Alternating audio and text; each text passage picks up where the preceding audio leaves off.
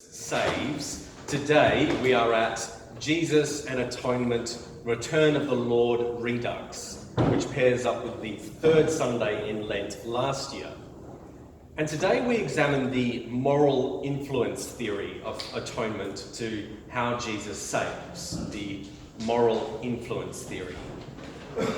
And at its core, the moral influence theory is about how the Lord changes our hearts. It doesn't really have a great victory at its centre like last week's Christus Victor approach, but it finds its strength in the emphasis on the teaching and ministry component of Jesus' life and his focus on the prophetic priorities of justice, mercy, and peace. Another strength is that whilst approaches like Christus Victor or substitutionary atonement theories have their ultimate fulfillment in a heavenly post-life realm, they don't primarily speak into how a relationship with Jesus changes our earthly existence now. And just to be clear, the reason that we look at moral influence this week is because Jesus picks this up in the gospel with his lamenting over the treatment of the prophets and makes mention of his healing, casting out of demons, and that is plenty for me to run with.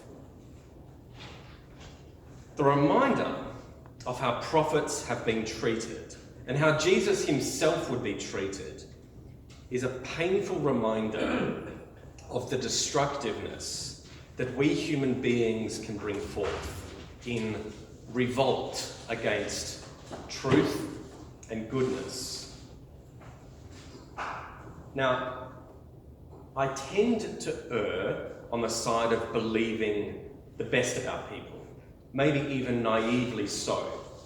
And I absolutely believe in the capacity for God to change a person's life and actions in dramatic and powerful ways. But as time goes on, more and more I find I need to acknowledge the sheer wickedness and evil that people are capable of. There are people out there who lie as easily as breathe, who commit appalling acts of violence and greed and abuse others, whether physically, sexually, emotionally, or financially. I can't even really claim that everyone who calls on the name of our Lord is, by default, a morally upright person. I can't even say that I'm an entirely unblemished, morally upright and sin-free person. But I do contend that the chain of people in which the living presence of Jesus has been active down the centuries has brought wondrous signs of hope and goodness and virtue into our world. And many wonderful things, which we just may take for granted, have, at their core, the revolutionary teaching and personhood of Jesus. And Jesus himself continued in the vein of those earlier prophets. So I said at the start that the strength of moral atonement is that it speaks into our earthly existence. And that also pairs up quite nicely with a reference to the earlier prophets.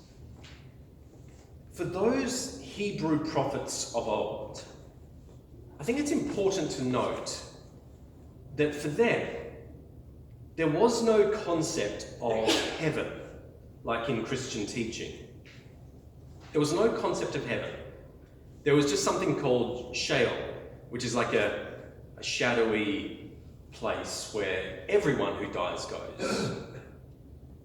So in other words, the faith of the prophets, those early prophets, was that the living presence of God in this life, and this life alone, was enough to sustain them and strengthen them for their witness, with no expectation of anything like heaven. So living this life as if it were the best and only one we have, and learning to live that life with thanksgiving to God becomes paramount.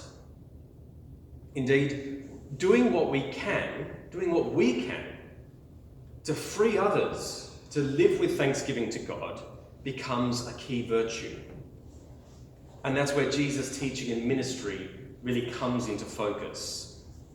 Setting people free, feeding the hungry, pronouncing forgiveness, overcoming injustice, healing the sick, and so forth.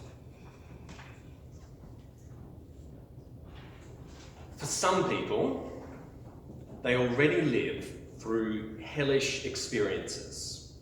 They've already lived hell. And having a heaven where things are set right is important.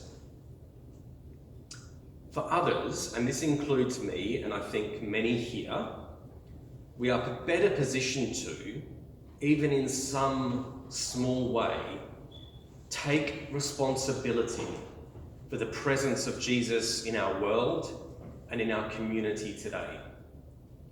We take responsibility for the presence of Jesus.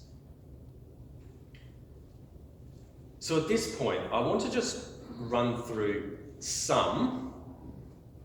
only some, of the moral influence that Jesus has had down the centuries, and we'll get closer to home as time goes on, as the list goes on.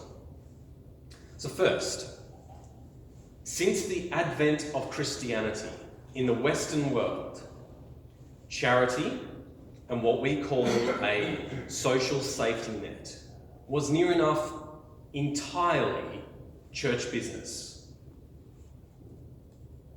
It is utterly in our DNA to support people in need in generous ways.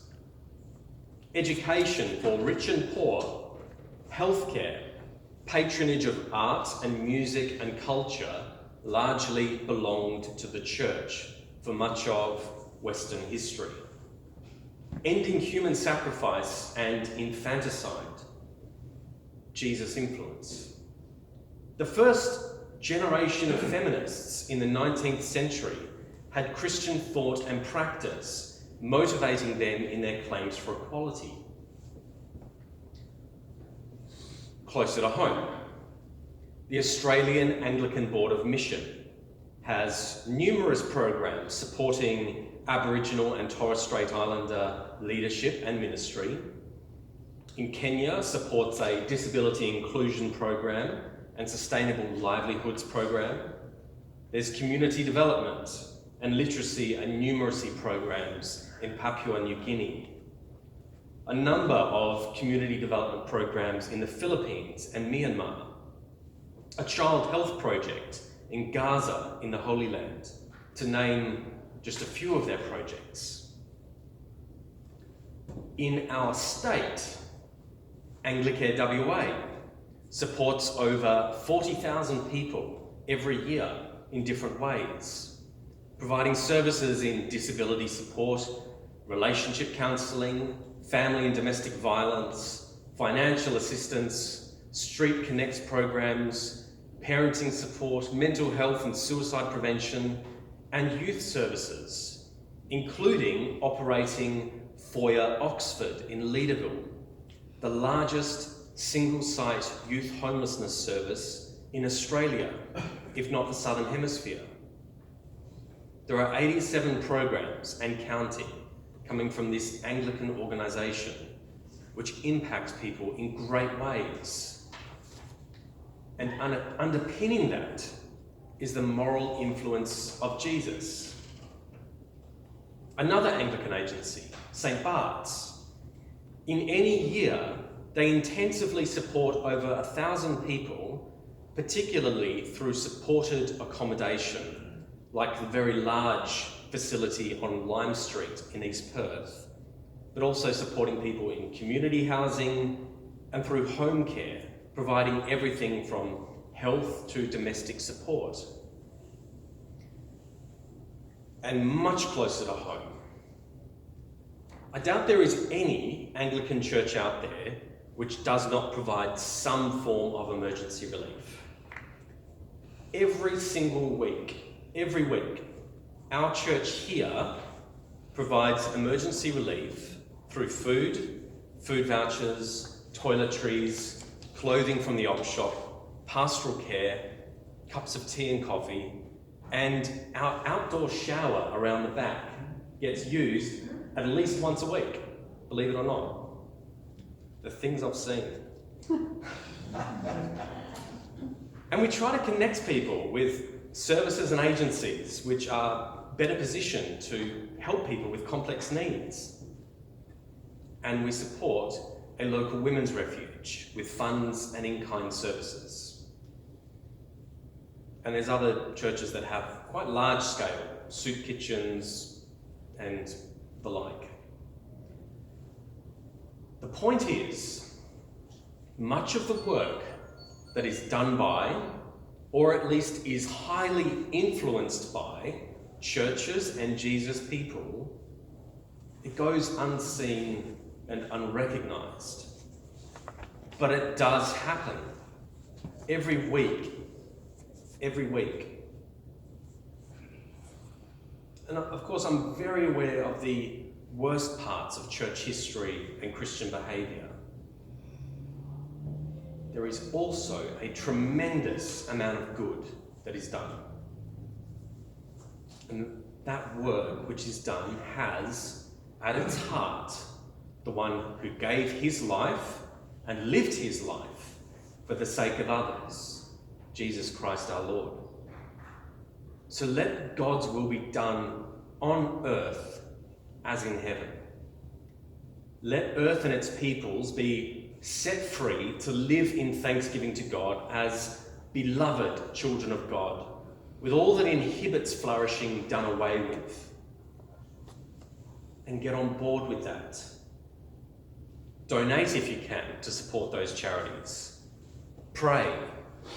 Volunteer. Take responsibility for the presence of Jesus in our world. The Lord be with you.